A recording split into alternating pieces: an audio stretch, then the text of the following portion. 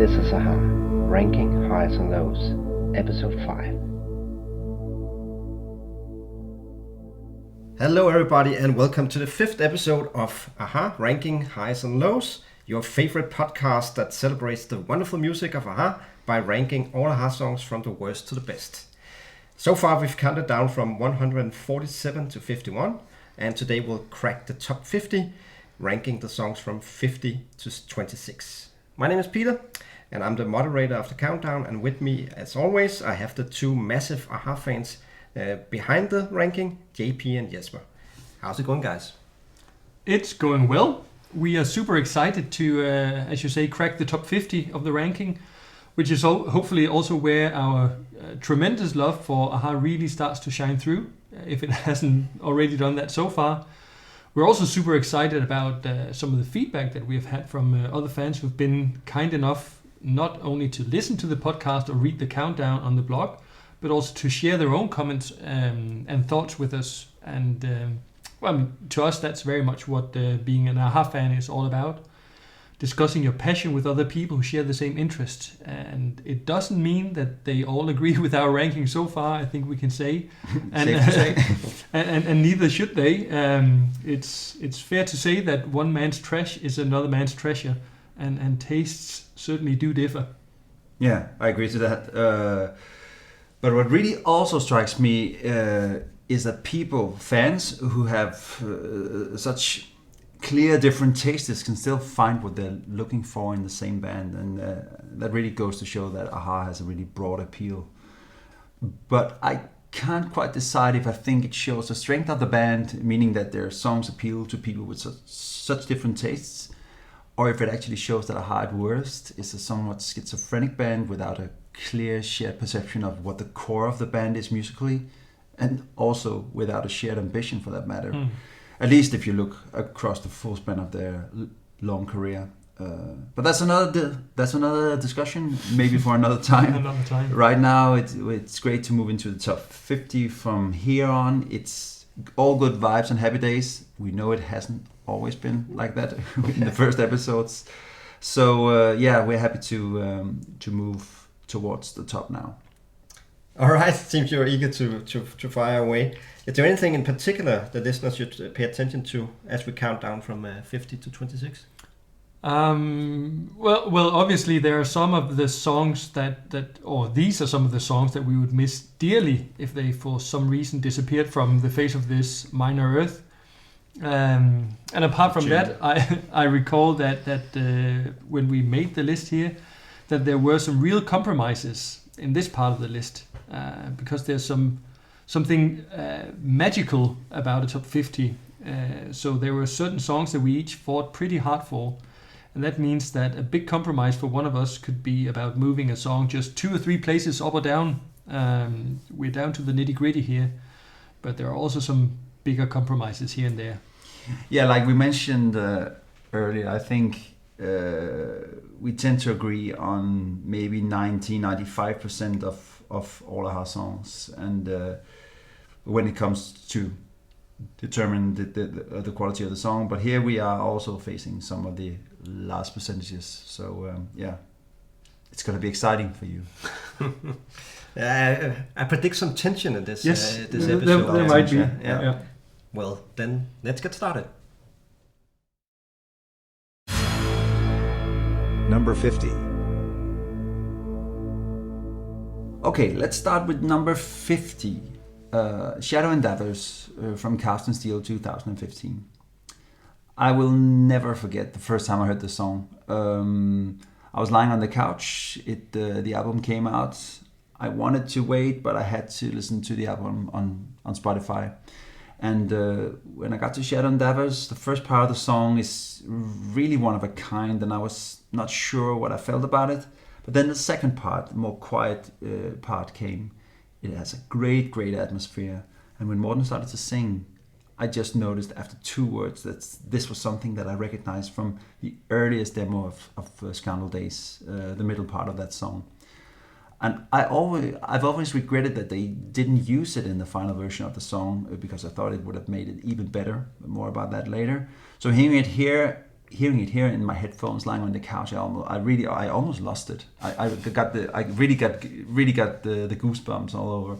It's still among the best parts of any a-ha song, I think. But the first part of the song, although being a lot better after some spins, it puts it a little bit down the list for me. So yeah. I think you were possibly impacted too much by, or influenced by lying on the couch, having a quiet moment to yourself. Maybe. I think it's a fantastic song because of the first part, really. It's one of the songs on Cast in Steel that reunites a-ha with Alan Tarney. But for some reason it doesn't resemble anything on the first 3 albums that Tarney co-produced. No. And like you, I mean, it seems to me that a lot of fans prefer the final third of the song, the Scoundrel Days link. And in many ways, to me also, that part is classic a-ha, and maybe that's also the real Alan Tarney link. But for me, the absolute highlight comes in at 1 minute and 56. Very precise. 1 minute 56 precise. Where Morten sings "Let us pay no mind to the words and bitter lines."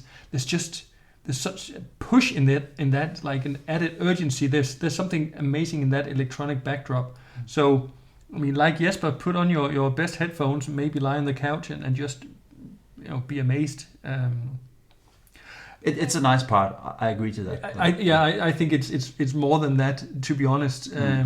But what might pull it down a little bit is that Paul seems to be a little bit more occupied with the verse than the chorus, which is maybe something that we've heard a lot in later years.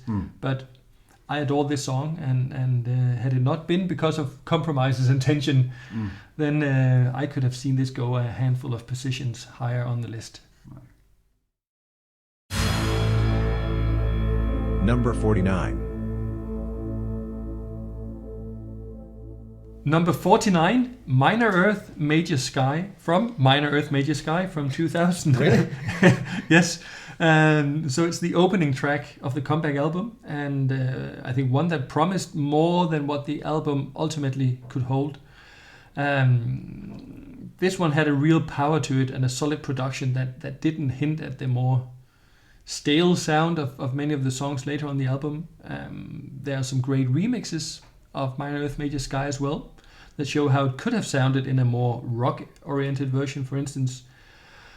It's another one of those a-ha songs where the chorus takes out the tempo of the song, but actually here it fits quite well with the overall feel and theme of the song, although it likely didn't help commercially. So I think this is one that I would label a second coming semi-classic in the a-ha catalog. There's not much coming there. That's take on me. Yeah. I mean, for me, hearing that song, it really set my expectations for the rest of the album sky high, so to speak. I think the song is super distinct and very cool, and as you said, a lot of mixes that are actually maybe even better than the album version, especially the Black Dog mix, which is very rocky, and also the really mellow Millennia Nova mix is also really enjoyable. So I have a lot of good memories with this one. So yeah, and the chorus is stripped down, as you say. It's nice. It's a really good song, and it's also a great live song, actually.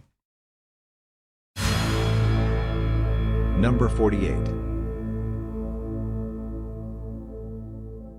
Number 48, Lie Down in Darkness from Memorial Beach, 1993. I was so happy about the song when the album came out. It was my favorite track for a long time, I think. Maybe the first 6 months or so. It's really cool and authentic with a great guitar riff, great vocals, great drumming. And the addition of the female choir in the chorus, I had not heard anything like that before in that way, at least. It's a really great song, but as with I Call Your Name, as we talked about earlier, it has lost a little bit of its force over the years. But still, I listened to it the other day, and it's still a very enjoyable song. Yeah, when Memorial Beach was first released, I had this one, maybe not as my favorite one, but certainly in my top 3 tracks on the album. And like you, I also still think it's a great song, but one that maybe hasn't aged as well as some of the other songs on the album. Morten sounds pretty cool, more loose than usual, and there is sort of a live atmosphere in the whole production, even though it's clearly still a studio performance. Yeah, Paul recorded it live actually. He was standing did some overdubs and stuff. Yeah. It added some, like you talked about the background vocals.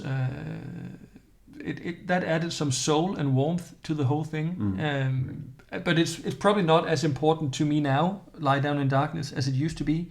And I'm not sure that I'd put it on a let me show you what Aha is all about mixtape. But I still like it a lot. Yeah, it depends on the target group, I think. Yeah, possibly, yeah. Yeah. Great song. Number 47. Number 47, October, from Scoundrel Days from 1986. Another compromise, which puts October too far down the list for my taste, as I consider it pure Aha gold and also a shamefully overlooked classic. It's not just the intro, but the whole song that is packed with atmosphere. The lyrics, wherever you may be right now, it must be getting late. You're probably asleep already. I'm wide awake. I think that's rivaled only by The Swing of Things from the same album when it comes to describing a long-distance relationship. I think Morten sings it with like a hushed voice and a fantastic vocal delivery that is such a long way away from his trademark falsetto, but it's no less impactful. It also includes, I know we're still with the lyrics here, but I just think it includes one of Paul's other most fantastic lyrics. Loneliness can be ignored, and time has shown me how. That just gets me every time. And I actually remember hearing it as the first song, apart from Scoundrel Days, from I've Been Losing You, because it was played on radio. We're sitting in the car with the family. Suddenly October came on. They didn't announce it. I could just hear that must be Aha. I was 10 years old, and it's just like, what the heck is this? And I've loved it ever since. For me, this is a 10 out of 10. Yeah. You don't get it. It is. I don't get. I as you said, it's a compromise.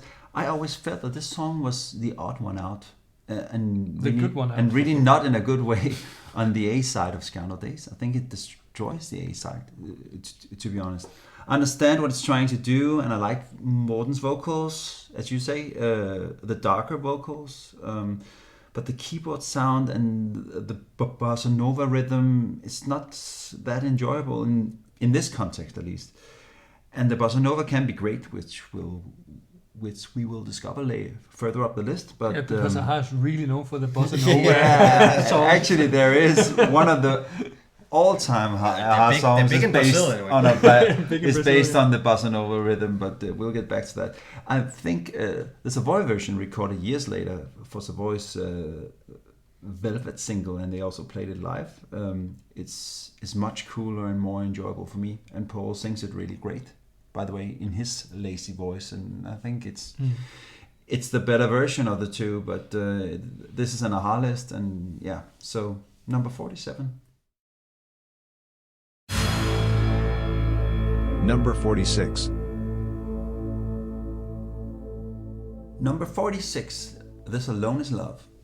It's a B-side on the I've Been Losing You single from 1986, and it's on the album Stani's Roads 1988. The real version for me is the first one, released as a B-side to I've Been Losing You. A lot of the elements of the song is taken from May the Last Dance Be Mine from Bridges with Paul and Magnus Band prior to Aha, which was also really great. And the chord progression in the song is really, really good, and Morten's voice is really great. The polished version on Stani's Roads is not as great, and it was somewhat of a disappointment that they also included that in a re-recorded version as they did with The Living Daylights. So 2 songs that were new on the album. And hearing the demo with the Scoundrel Days chorus, now we're really down in the deep Aha basement here. But that was really, really amazing. And the recent live version from MTV Unplugged, Summer Solstice, was really one of the biggest highlights on that album, I think. So all 3 versions proves that this is a really great song at its core. The first version that I heard was the 1988 version from the Stay in These Roads album, because as mentioned before, singles weren't really a thing in the village I grew up in. So for me, that's the real version. The 86 version came later in a strange reversal of time. Time went backwards in the village I grew up in. The chorus melody is one of the best of any Aha song, and Morten's vocals are first class. I've always enjoyed those small injections of electric guitar in the verses, like small electric shocks that balance or maybe even disturb the smooth synthesizers in a very elegant way, in a way. I agree. The outro adds more of the electric guitar, which is a welcome change as well. And in some ways, This Alone Is Love points more, both backwards and forwards in time for the band. So yeah, for me, this is an essential Aha track. And you have a Driftwood reference, cousin reference on this one normally? I do. Yeah. I do. Very second cousin distance. No, I think we're closer here, actually. I think at least the original 1986 version seems to sound-wise relate to Driftwood, which in my view is true of a number of the demos from around that time. I think we've covered that. But as you say, it's a song that basically just works in many versions. Love it. It seems that Driftwood is really the core of Aha for you. Yes, it is. It is. So, it's what everything expands from.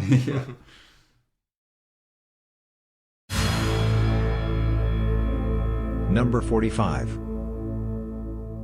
Number 45, Move to Memphis, from Headlines and Deadlines from 1991, and a different version can be found on Memorial Beach from 1993. So like This Alone Is Love that we covered just before, there are 2 versions here. I think here we mainly talk the 1991 original version, at least for me, which is the one that I prefer over the Memorial Beach version. It seems that Magne in retrospect has dismissed Morten's vocal delivery on some of the rockier 1990s material and claimed that it didn't really feel honest, but I honestly love it when there's a bit more grit to Morten's voice. Apparently also, we both do, and apparently also Aha's manager at the time, Terry Slater, didn't really think much of Move to Memphis and saw it as a sign that Aha wanted to be something that they weren't. And I mean, in some ways I get his point. But it's still just a good song. I can agree that maybe the funky in quotation marks guitar is maybe not as funky now as it seemed 30 years ago, and the bass break in the middle is maybe also a bit outdated now. But back then it seemed like a logical step towards Memorial Beach, the sound, the album, and I still like it. And the video is great too, especially for anyone who likes Morten with long hair and bare chest. And as far as I can see, when you read the YouTube comments, that's pretty much everyone. Yeah. I mean, he did look good there. Also there. They all 3 look cool, really cool at that time.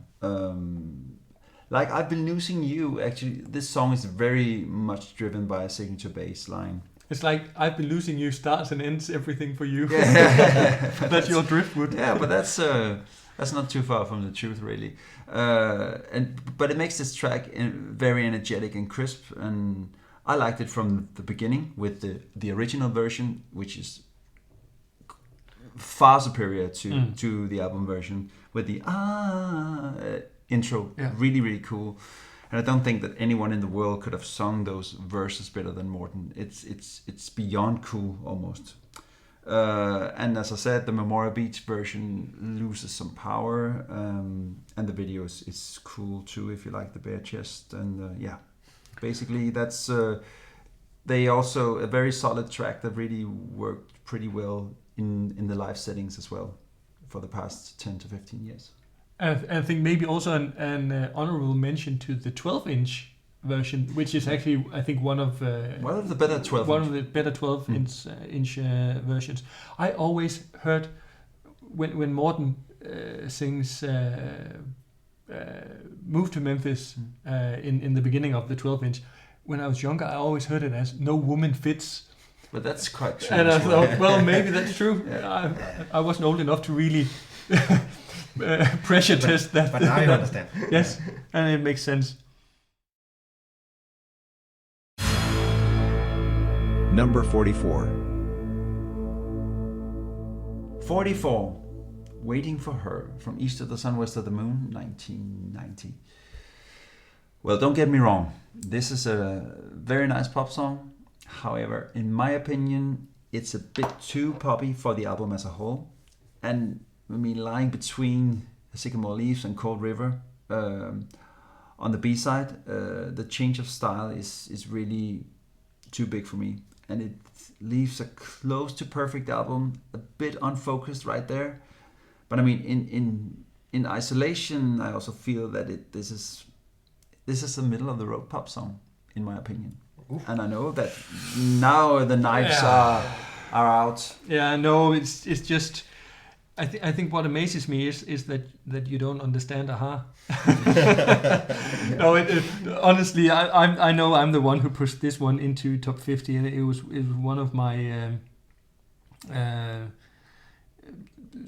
biggest battles, I think, to push something in. This is definitely in the 5-10% we disagree on. In my opinion, it's a hidden gem. It's a guilty pleasure. No, it's there's absolutely nothing guilty about it, but there's a lot of pleasure. I think it's sadly overlooked. Yeah. I think you can argue that with its mid-tempo melody and the soft string arrangements and the gentle harmonies, it somehow just floats along. But I think that's where the strength lies. I still regularly put it on just to feel sort of how it washes over me. I think the interplay between the piano, the strings, the bass, it's just really wonderful. And the line, when she's sleeping by my side, eyes closed, all knowledge trapped inside, that is to me as Aha as it gets. And it feels like a nod, not to Driftwood this time, but to the swing of things. I think it's just beautiful. So maybe I should have started with this one. Yeah, and I could have trusted. And I mean, it's. I guess it's what the producer are talking about because I think a lot of people might say, "Well, this is the only core Aha song on the album," and I feel it's too. His voice is not cool on that song, and it's cool on every other song on the album. But the song is a nice pop song. I would never say anything else. Number 43. Number 43, A Break in the Clouds from the MTV Unplugged Summer Solstice album from 2017. This one really moved me when I first heard it. Although it was considered a new song when it premiered as part of the MTV Unplugged concert, the later release of Lifeline's Deluxe Edition album suggested that at least the chorus had been around for a good 15 years. And since the released version was part of the MTV Unplugged concert, it's of course difficult to judge what a studio version would have sounded like. But if A Break in the Clouds would be indicative of the direction that, well, the next Aha album, although it's not a studio album, what that could sound like, then can only look forward to it. And it would have been a shame if A Break in the Clouds had never been released. There's something sad and yet uplifting about the song, which I think is a unique combination that Aha does better than any artist that I can think of, at least. Beautiful melody, both in the verses and the chorus, and in the unplugged version there's like a delicate addition of strings. It's a superb song, and one that certainly deserves the studio treatment. So go and do a studio album as well, guys. Yeah, and they are, I guess. But I wonder if it's included on a new one. I don't think it is. Well, it's not really a studio album as such. No. But but they probably won't record it again. I don't know. No, I don't think so. Time will tell. But it was a real positive surprise when on the MTV Unplugged. Amazingly strong chorus, and you mentioned the violins, and they're just really adding to the feel of the song. And this was a demo track back on Live Lines, and the chorus was added to the song There's a Reason for It. And it actually works better in that version because the verse, I think, is stronger on There's a Reason for It, and the chorus is stronger on A Break in the Clouds. So, So, which I agree to, but I think we'll also maybe, we covered that I think also already when we talked about. There's a Reason for It. Yeah, but I agree. And the combination is strong. And the song might have been intended for Savoy as well. I don't know if Paul would have included it in Savoy's album, but and it could have worked very well there too. Yeah. It's a really nice song. Number 42. Number 42, Summer Moved On. Whoa, from Minor Arithmetic Sky in 2000. Okay, this one is going really to divide the herd. Because yes, this is a fantastic song. And yes, the melody is great. And yes, Morten's vocals in the chorus is amazing. And not least the 20-second tone that he holds at the end of the song, which is almost as well known as the high notes on Take On Me, if you're just mildly interested in a-ha. And this one could have been a top 15 track, actually, but the production in the studio version, especially the now well outdated drums, simply drags the song a few levels down. Sometimes a-ha can have a tendency to use strings per default, but here the strings are key to the song, which is cool. As my middle name is Summer, with an O, not a U though, but Danish. But it is the Danish word for summer. I want this song to be played at my funeral, actually. When you move on, yeah. When I move on someday, hopefully in a few years' time. Well, if you go before us, we'll make sure that it's played. Yeah. And yes, I mean I can understand why you hesitated before you announced Summer Moved On, because it is probably a surprise to many that it isn't placed higher on the list, considering what an impressive comeback it paved the way for. Because it includes so many of the things that we, and I think a lot of other people love about a-ha, epic, melancholic, soaring. So all of that is there, but I completely agree. It's that stale production, very 2000-ish programmed drums. Yeah. The drums, it's just destroying it. Yeah.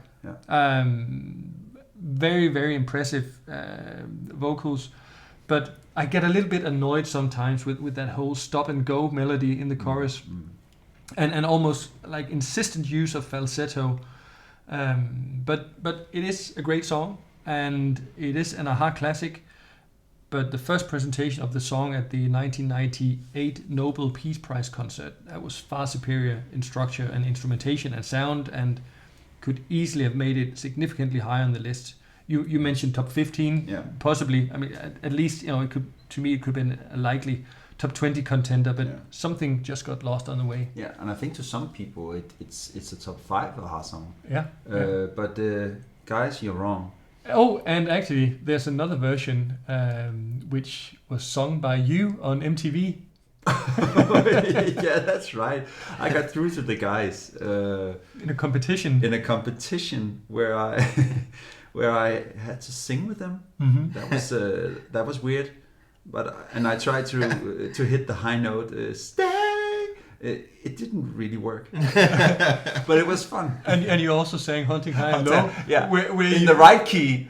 Mauna actually credited me for singing it in the right key, and Morten didn't. But I remember what was so fun was that because the whole concept of the quiz, so to speak, was that Morten would sing a line from a song, and then the person who called in would continue the song. Yeah. But Morten sang the part of Hunting High and Low just before the interlude. Yeah. So Jesper was like, And then there's an interlude.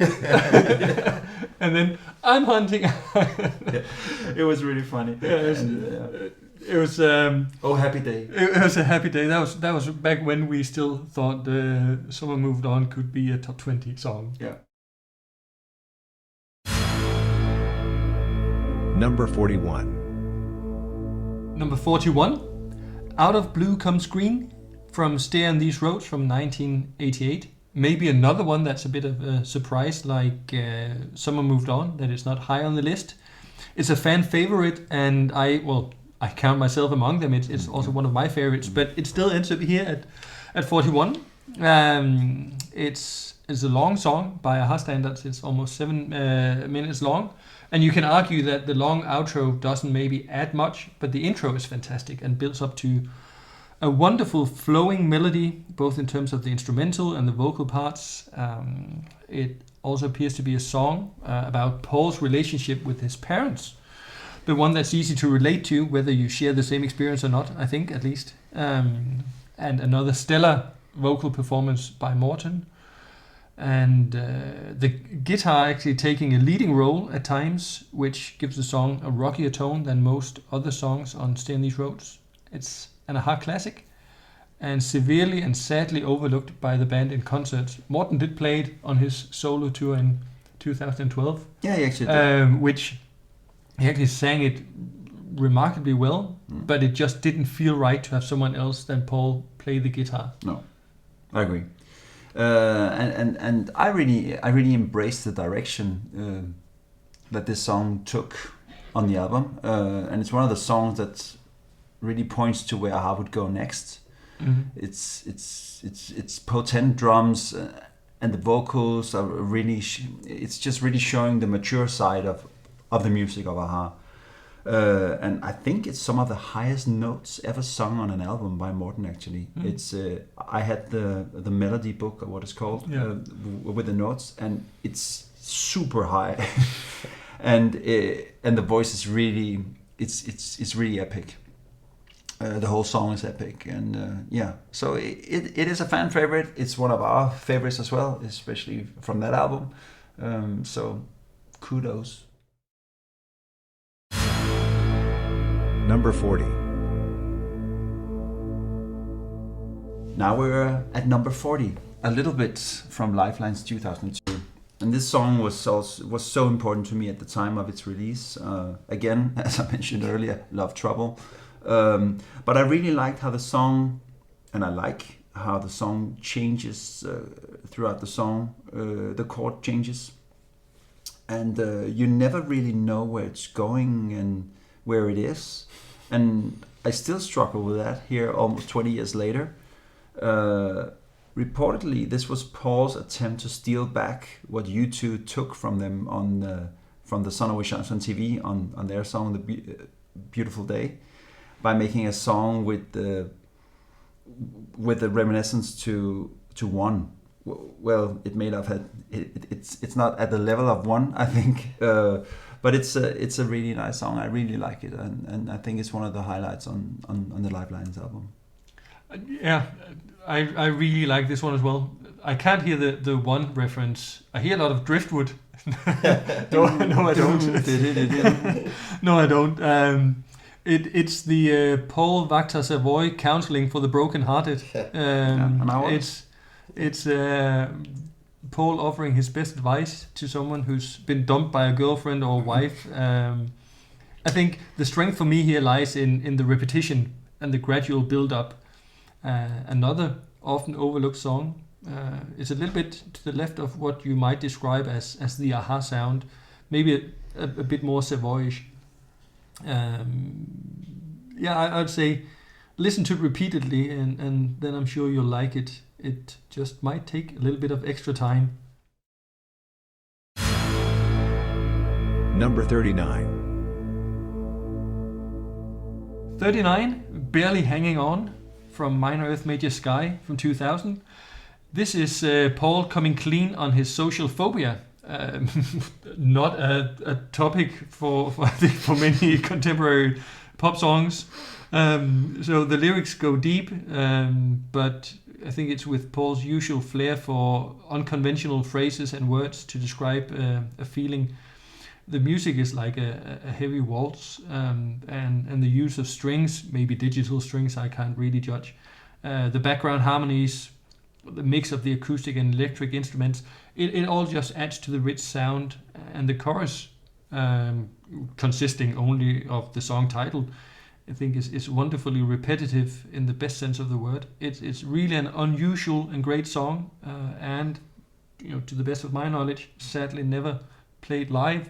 No, I don't think it is. And it was actually released a bit prior to the release of the album on the Summer Moved On single in a slightly different version. Very slightly.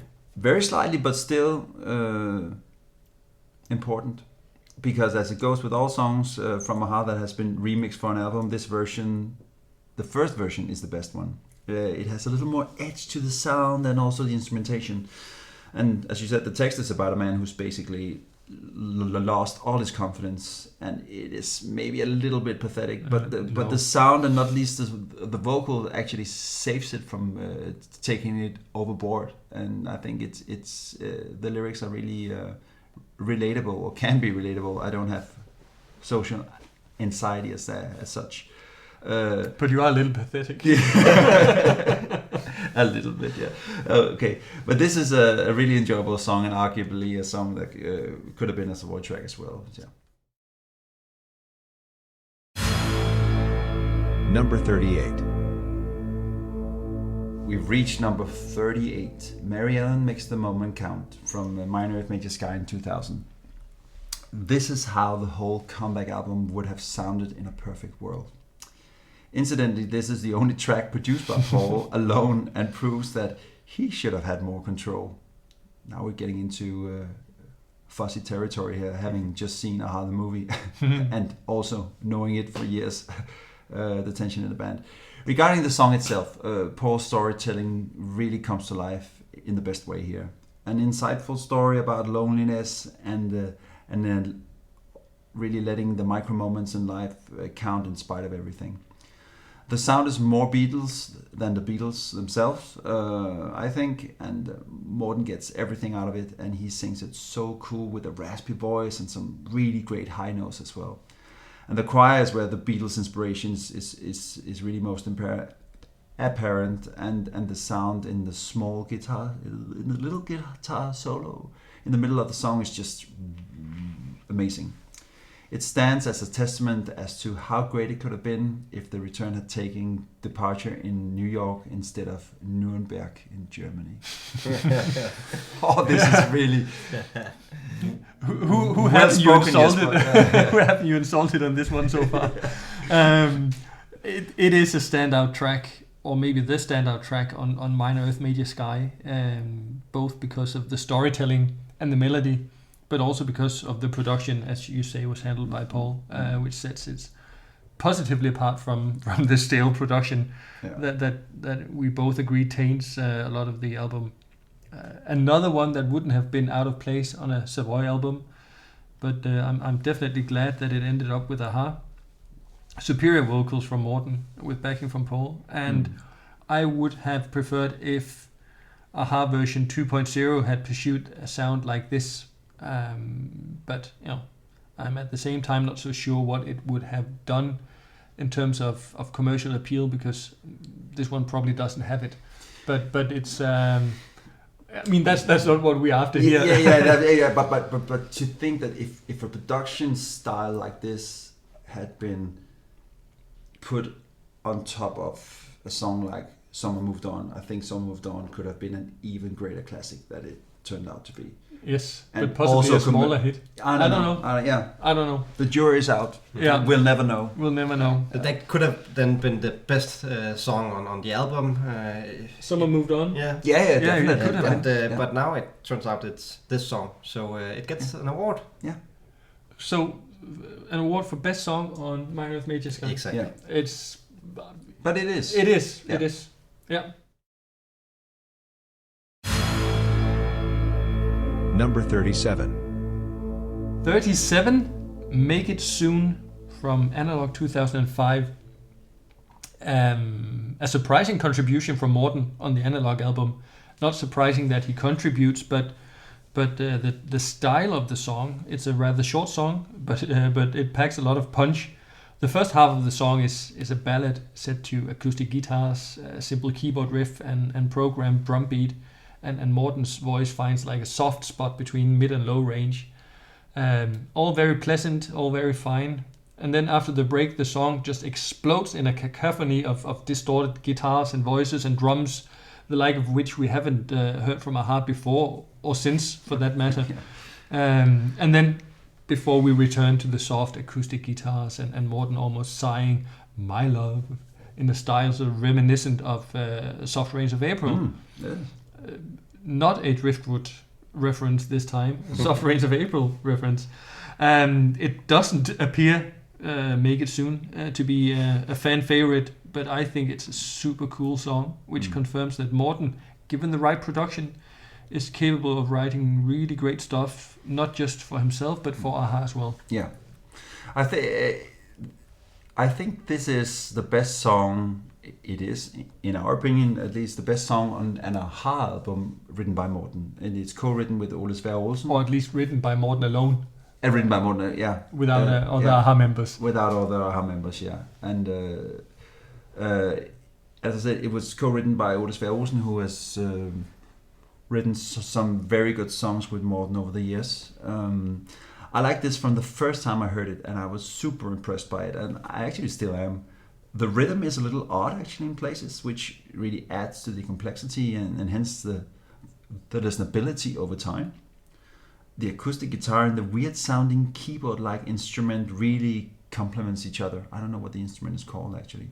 And to this day, I still can't time the first "Make It Soon" in the song. It comes off so off. So I really love it. And actually, I was interviewing Morten back in 2005 when it came out. I think he was surprised that I pointed that song out as one of the album highlights. It's because he couldn't remember that. He couldn't remember the song.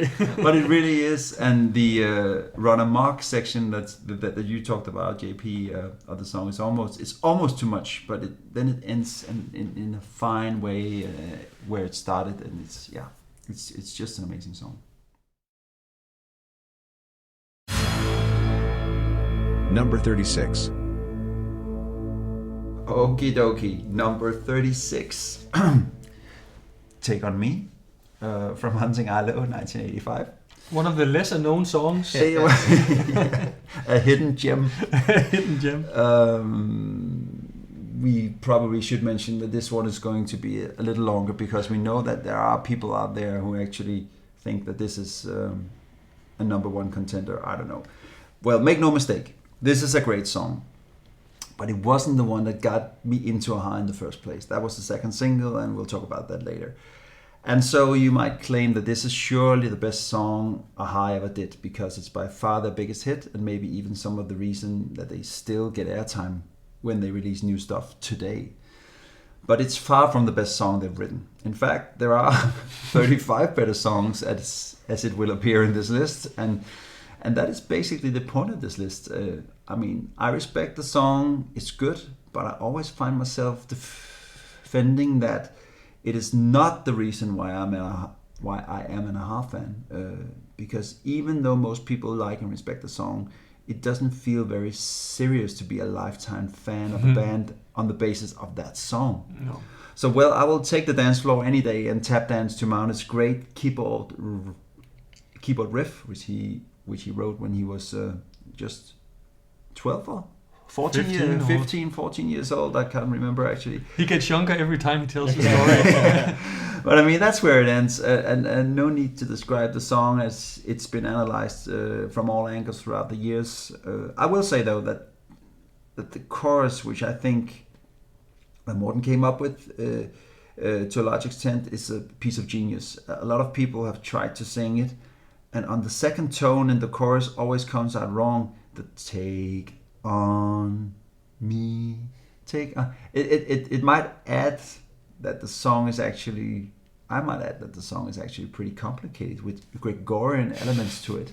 And apparently it also works as a slow song, which they proved very well on the MTV Unplugged album. I was at that time, and I was really proud of that version as a fan, I must say. So I mean, in its core, it's a fantastic song, and it's super well sung. Yeah. So, and number 36 is a good place. I might add. When we did the list here, and we pulled small pieces of paper out of a hat with our asses. Yeah, that as well. With the song titles on it, and we drew the Take on Me slip of paper. It was like, what to do with that one?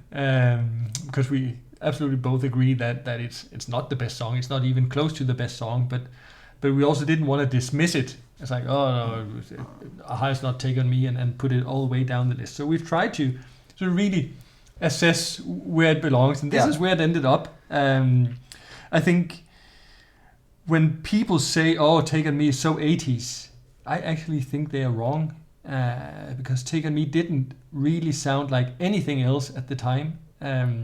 For me, the correct way to describe it is that the 80s over time has come to sound like Take on Me. And by that I mean that there's hardly any other 80s song that has a legacy like this one, and which has transcended decades and generations without losing its appeal or sounding dated. So it's become a decade-defining song, but the appeal in 1985 was to a much greater extent that it sounded different, that it sounded like nothing else that was out there. And Morten has often described Take on Me as having a life of its own, whether I want to be part of it or not. And in many ways, I think that's also how a lot of us Aha fans feel about the song. I think to many, and including myself, Take on Me is a brilliant pop song, like you also mentioned. But it's by far not their best, and it's not the song that we'd want the band to be most associated with. But I still feel strangely proud when it reaches another crazy milestone and gets 1 billion views on YouTube, get new recognition from younger audiences, and reaches further into modern pop culture. I mean, you mentioned the keyboard riff, the chorus, all of that, a chorus that almost defies gravity, and vocals that forever has earned Morten a place on various lists of greatest pop vocalists ever. I rarely ever play the song myself, but when it comes on the radio, I never change the dial, and without it, there probably wouldn't have been a list of almost 150 songs to rank. No. That's true. There's also a music video, I think. Really? I don't remember that. No. I will check that. What I like about it also is that it's the song that got me hooked on Aha, but there are 35 songs that I like more. Poor you, Jesper. We'll see how it goes for you. Yeah. But here we are. Yeah. 36. Take on Me. Bye-bye.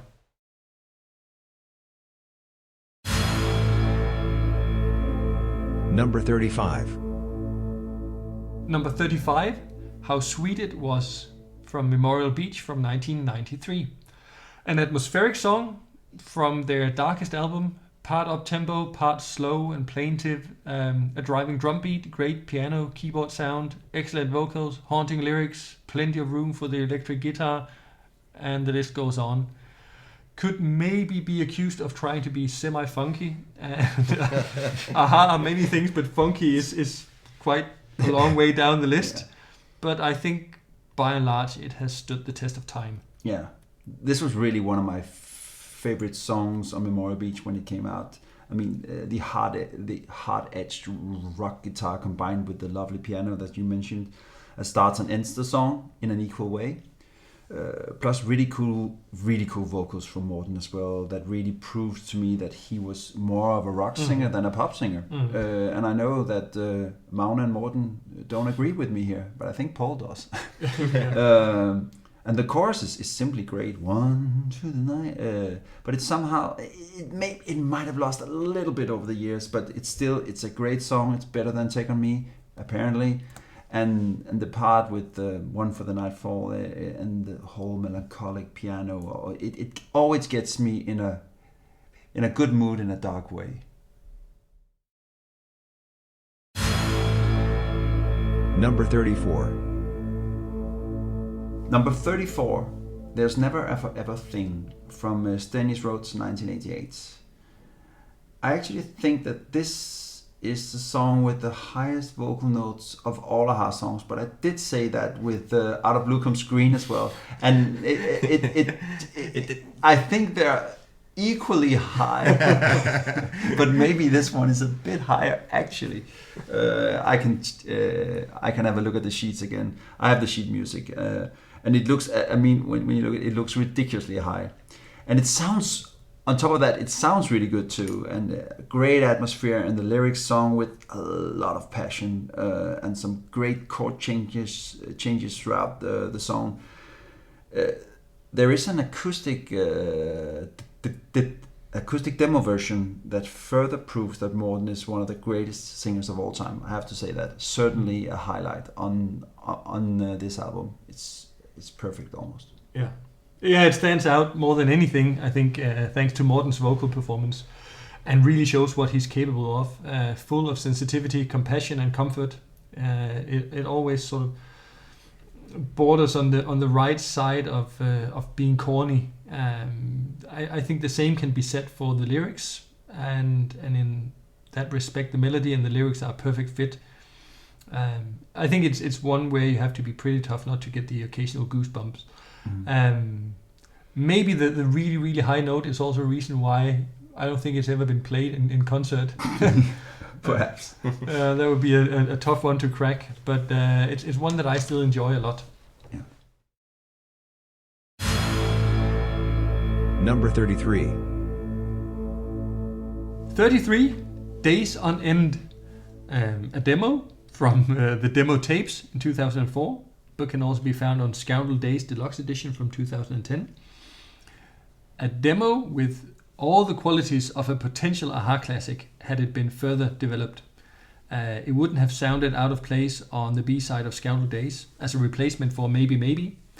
The opening line, "Do you know why winter's such a cold and lonely place?" is delivered with such an ice-cold despair, which only a young, struggling, hungry Norwegian singer discovering his voice in a rotten bedsit in London could do. That's Morten.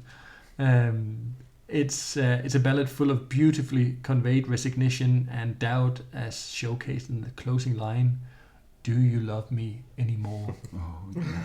It's one of the best demos that was ever made. I really love this song, and it should have been included on one of the first two albums. It's written by Paul and Morten in collaboration, which in itself is haunting. And Morten plays also the trombone and sings beautifully. Not at the same time, though. Not at the same time, though. Even though he's capable of a lot. He's capable of many things. It's only finding it. But so much atmosphere, and you can almost feel the cold of winter when you hear this song.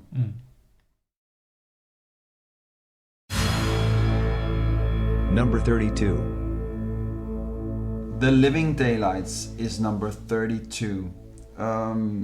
It was released as a single for a James Bond movie, of course, in 1987, and again on Headlines and Deadlines in 1991, and also on Steny Road's album in 1988. This is a difficult one. It's slightly better than Take On Me. Yeah, we think it is. I don't think that many people would agree to that. But this is a really potent track, and certainly one of the best Bond theme songs in my book. It's not better than A View to a Kill by Duran Duran, though, and a few others maybe.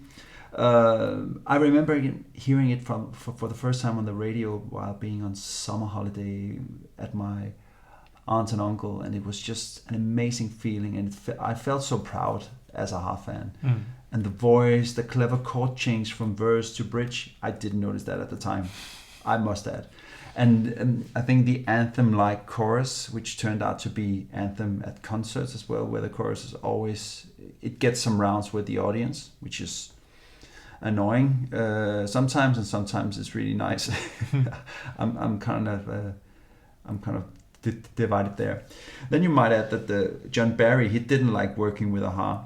It's a well-known story, and I would imagine that there could have been some kind of personality clash in the studio. No.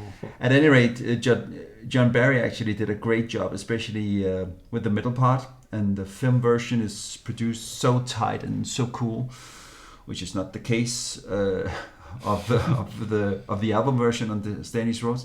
They shouldn't re-release things on albums. No. There's a tendency. The first version is always the best. Theme there, I might add that the 12-inch for this one is one of the best ones I ever did.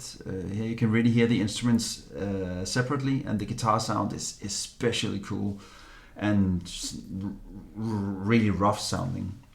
A worthy Bond track, which should have gotten higher acclaim in the broader public, I think. Yeah. I mean, back in 1987, I would record this song on cassette tape every time I heard it on the radio, which was pretty often.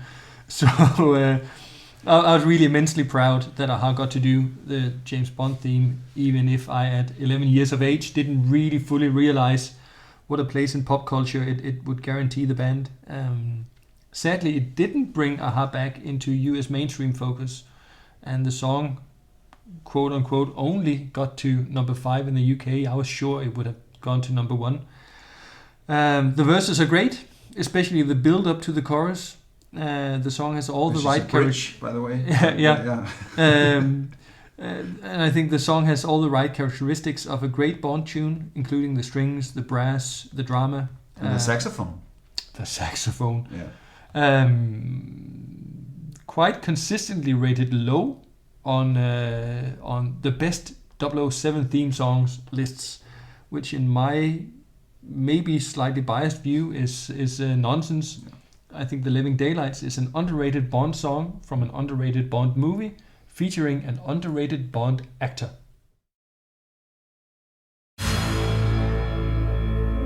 Number 31. 31, White Dwarf from Analog from 2005. Another song with Paul using space and astronomy, in this case a dying star, as an analogy for inner turmoil. The music is fittingly spacey, and there's a certain chilling quality to Morten's voice that adds to that feeling of cold, dark space. It's one of those somehow atypical a-ha songs that pop up here and there on later albums, which shows that there's still room and maybe a desire to experiment with the a-ha sound. Yeah, I mean, to me, it's a masterpiece on Analog, and one of the reasons that the album stands out as the best since Memorial Beach, at least from a production point of view, I would say. Great melody and vocals to die for, I would say. And the lazy tambourine, there's a kind of a lazy tambourine that is placed a little bit odd. It fits the whole atmosphere of the song so well. I would play this spacey song any day to an interested soul. If you can find one. If I can find one. The lyrics about the stars in the universe are certainly intertwining with the music, and it leaves you out there. But it is probably also, you call it a masterpiece. It's not a compromise, but I think you probably push it a little bit higher on the list than I would. Yeah. I know this is one of your big favorites. Yeah, it is. And I actually don't agree that it's you could say it's non-typical, but what is typical a-ha after 2000? So it's to me it's how great it could have been. Yeah. I agree, it's a fantastic song.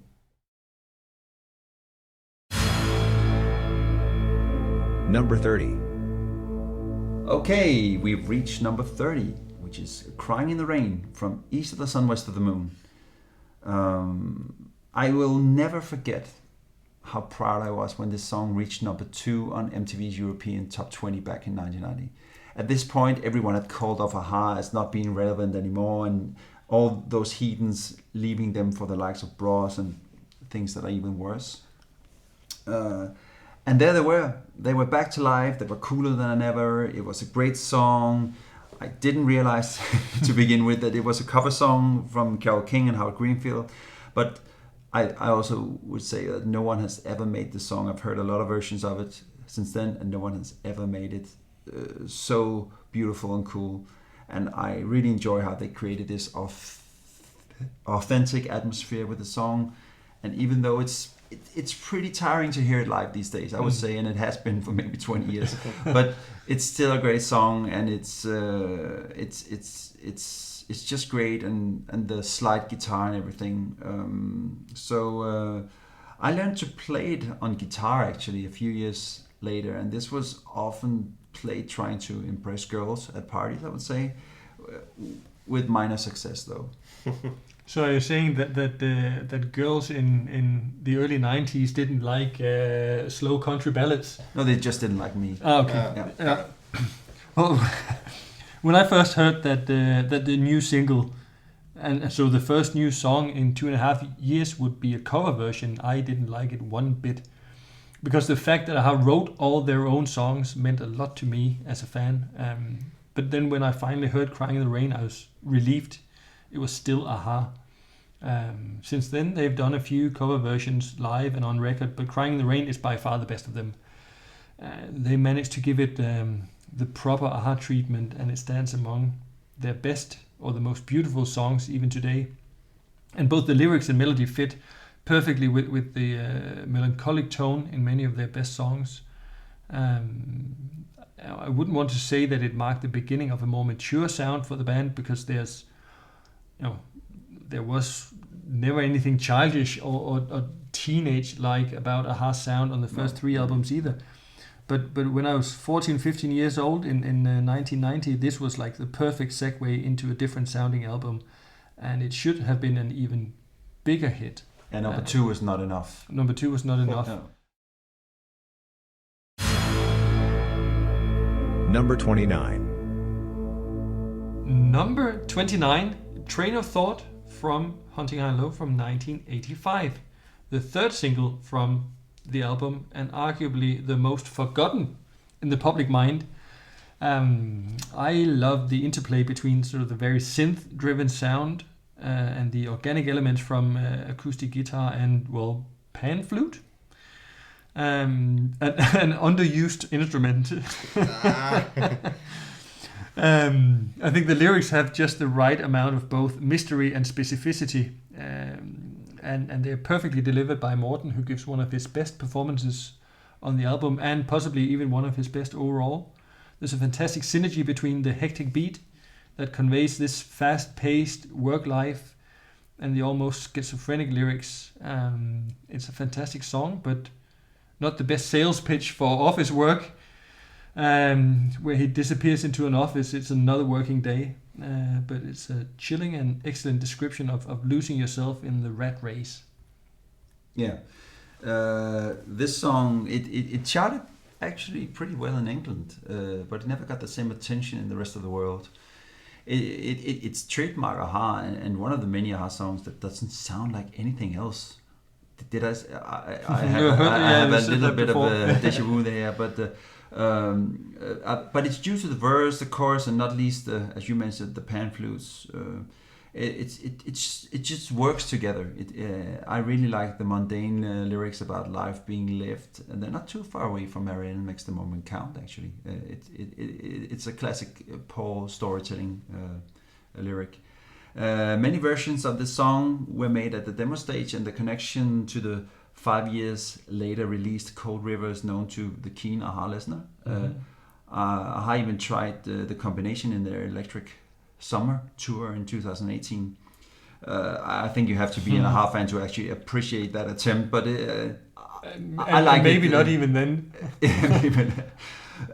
And the video was pretty cool, and with all the same animations by Michael Patterson, who did Take On Me, but also directed by Steve Barron. The first 3 videos was a nice trilogy all in all, actually, with Take On Me, The Song Was Shown on TV, and Train of Thought. I also enjoyed the 12-inch for many years. It clocked in at 8 minutes and 31 seconds, but I I would only recommend this to hardcore fans today. I think it hasn't really stood the test of time. Number 28. Number 28, The Blue Sky from Hunting High Low. We struggled quite a bit to agree on this one. I find it enjoyable, and it's a really good song, and I really like the storytelling throughout the song. It was revised in the process actually, since singing about "I'm dying for a cigarette" in the coffee lounge was already back in 1985 was too much for the record company. But it's a short song, and it's certainly one they really had working well on the first world tour, because Paul played a really, really great guitar solo on it. Had it been a single, I'm afraid that AHA would have been placed in the teeny bop category for good. But as an album filler, in my mind, I think it's really nice, and I enjoyed the demo as well. And I don't even know where to start. Yeah, I don't know. Yeah, teeny bop album filler. This is an extremely underrated song. Oh, it is. It's possibly also the most clear-cut synth pop song on Hunting High and Low, maybe on any of their albums. The lyrics offer a glimpse into life before AHA was hit by the fame train, as they sometimes talk about. It's beautifully describing Paul's doubts and insecurities as a struggling foreigner during the band's early years in London, and who can't relate to that?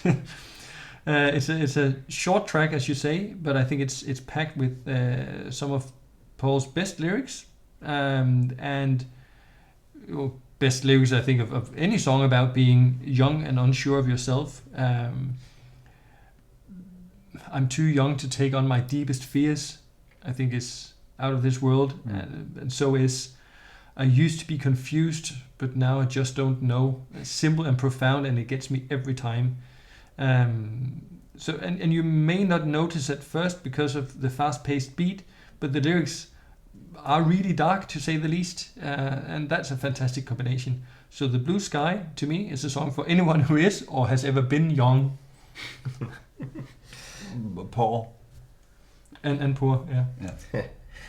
I actually have something to add here, because while you're yapping away, I make some notes, and there's maybe not so interesting fact, but this is the highest rated song that includes a color in the title. Oh.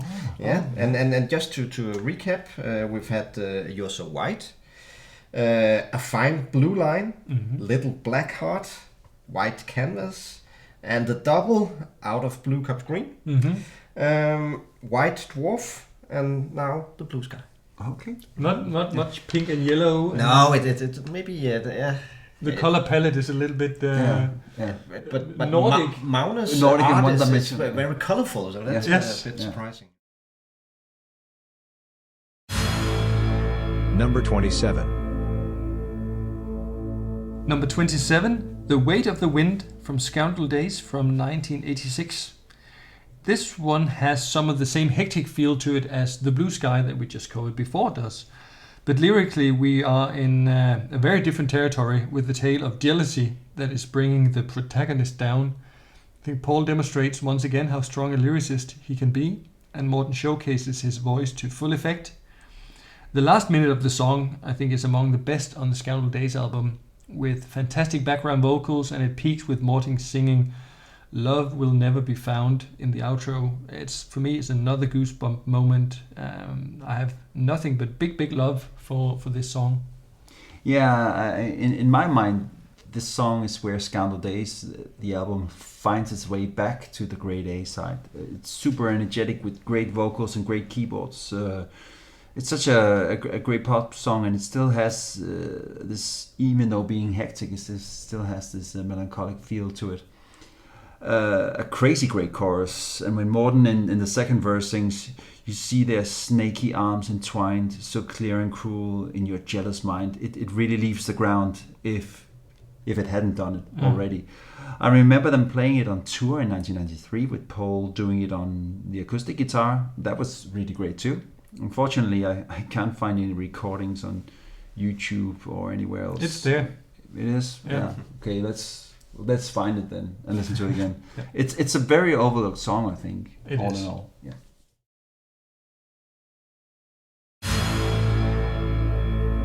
Number 26. The last one in this episode is number 26, and the song is "The Blood That Moves the Body" from Standish Roads in 1988. And this song proved that a-ha continued to surprise and make songs, and even singles in this case, that were never heard before. I mean, the bass line is great, and combined with the dramatic strings and dramatic keyboards and cowbells, I think More cowbells. and more cowbells, and really cool vocals by Morten. It's just, it works great together. They must have believed even more in the song themselves, actually, since it was later re-released in a rockier version in 1992 in very different so-called gun mixes, and which they were pretty cool too. The 2-time gun mix is my favorite though. And they have often used the song as the first song at concerts, and the video was the best of the bunch from the Standish Roads album, I think. And there was an angry-looking woman with Better than Touchy? better than Touchy as well. Yeah, Slightly better than you are the one. slightly better than you are the one.